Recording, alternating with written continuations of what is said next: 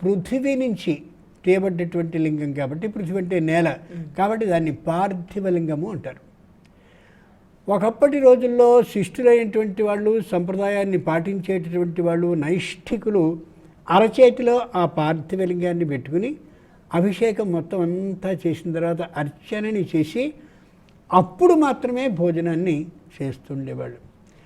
యథార్థమైన మాట ఏమిటంటే, ఎవరైతే పార్థివలింగానికి అభిషేకం చేస్తారో వాళ్ళకి ఆ రోజు భోజనాన్ని ఆ భగవంతుడే అందిస్తాడు అని. అంటే మనం మామూలుగా చుట్టాలింటికి వస్తున్నాను, నేను ఉంటావా నువ్వు ఇన్ని అడిగి మనం పెడుతున్నాం. కానీ ఒకప్పటి రోజుల్లో అలా ఉండేది కాదు. ఈ మార్గం నుంచి ఆ ప్రదేశానికి వెళ్ళేటువంటి సందర్భంలో ఏవో నదిలో, చెరువులో అవో ఇవో ఉంటే వాటిలో ఈదుకుంటూనో లేకపోతే పక్క నుంచో ఇంకో వైపు కానీ వెళ్ళేవారు. మరి అక్కడ ఎవరు భోజనాన్ని పెడతారు? ఈయనే పెడతాడు. ఆయురన్నం ప్రయచ్చతి. భగవంతుడు మనకి ఆయుష్యాన్ని, అన్నాన్ని ఇస్తాడు. కాబట్టి పార్థివలింగాన్ని ఏర్పాటు చేసుకుని అభిషేకం చేసి అర్చన చేసి దాన్ని ప్రత్యేకమైనటువంటి ఒక పెట్టె ఉండేది. ఆ పెట్టెలో మామూలుగా పెట్టుకుని అలా కూర్చుంటున్నటువంటి సందర్భంలోనే ఎవరు వచ్చి, అయ్యా మా ఇంటికి దేవతార్చనకి మీరు రావాలి. దేవతార్చన అంటే మా ఇంట్లో ఉన్న దేవుళ్ళని పూజించి అని అర్థం కాదు, భోజనానికి రండి అని పిలిచేవారు. ఇది ఖచ్చితంగా అనుభవంలో కనిపించే సత్యం. అనేకమైనటువంటి సందర్భాల్లో నేను కూడా ఆ ఫలితాన్ని అనుభవించాను. అంత అద్భుతంగా ఉంటుంది పార్థివ లింగ అభిషేకం. అంచేత ఏదో లోహంతో చేసేటువంటి శివలింగానికి అర్చన, అభిషేకం చేయడం సరైనటువంటిది కాదు. అభిషేకం అయ్యాకే అర్చన చేస్తారు. అంచేత అభిషేకం, అర్చన సరైనటువంటిది కాదు. ఈ స్ఫటికలింగం కానీ ఇందాక అనుకున్నాం కదా, అలాంటి ఆ విగ్రహాలను గారు. నూజివీడు నుంచి జ్యోతి గారు రాస్తున్నారు, ఇంట్లో శివలింగం ఉన్నట్టయితే నిత్యాభిషేకం చెయ్యాలా అని అడుగుతున్నారు.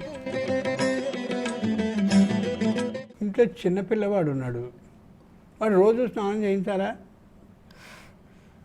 ఒకటి ఏదైతే తెచ్చుకున్నామో, తెచ్చుకున్నటువంటి దానికి ఏ క్రియాకలాపం సాగాలో అది సాగనప్పుడు, సాగడానికి అవకాశం మన ఇంట్లో లేనప్పుడు ఉంచుకునే ప్రయోజనం?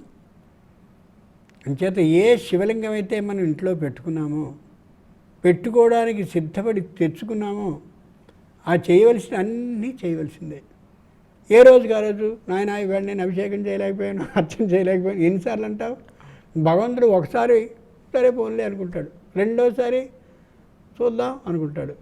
రోజు ఇదే ప్రత్యేకమైనటువంటి స్తోత్రంలో చదువుతూ ఉంటే ఆయన క్షమించాడు. అంచేత ఖచ్చితంగా అభిషేకాన్ని, అర్చనని చేయగలను అన్నప్పుడు మాత్రమే శివలింగం తెచ్చుకోవడం సరి, నిత్య అభిషేకం చేయడం కూడా సరి. కొందరు అందుకని ఏం చేస్తారంటే, మా ముత్తాత, మా తాత, మా తండ్రి ఇలా అభిషేకాన్ని చేసేవారండి రోజును. మాకు ఈ కంప్యూటర్ ఉద్యోగాలు ఇవి బాగా వచ్చేసాక, వృత్తి ఉద్యోగ వ్యాపారాల ఒత్తిడి ఎక్కువైపోయాక మాకు ఆ మంత్రాలు రావటం లేదు.